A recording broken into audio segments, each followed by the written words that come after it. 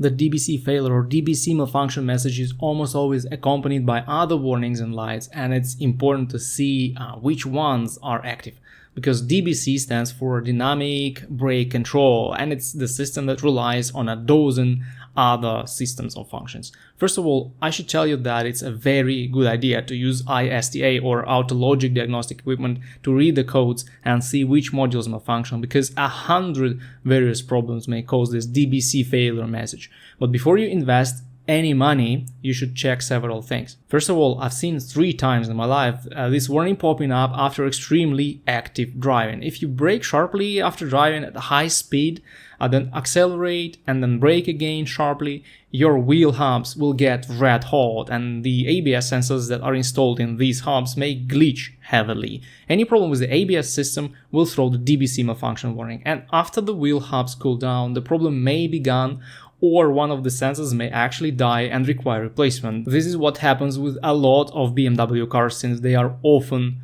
driven actively. Then the problem may be with the level of brake fluid or the condition of this fluid. When the system registers any problem with brake effectiveness, it will throw a bunch of lights and warnings, so it makes sense to check the fluid. Also, in these cars, changing the fluid once every 3 years sounds like a good idea, so old fluid should be changed anyway for the sake of safety, and sometimes this can fix the DBC system problem. And thirdly, a low or dying 12-volt battery may also trigger this problem. When you are cranking the engine with a low battery, it may drop voltage heavily, and your ABS module will catch a problem and set a code. This may eventually lead to a bunch of warning lights, including the DBC failure warning, and it may be intermittent, so it will go away after some time and then pop up again randomly. Replacing the battery, if it's older than 4 years, sounds like a good idea. Other than that, the DBC failure may appear when one of the ABS sensors is that the ABS module or pump is having issues.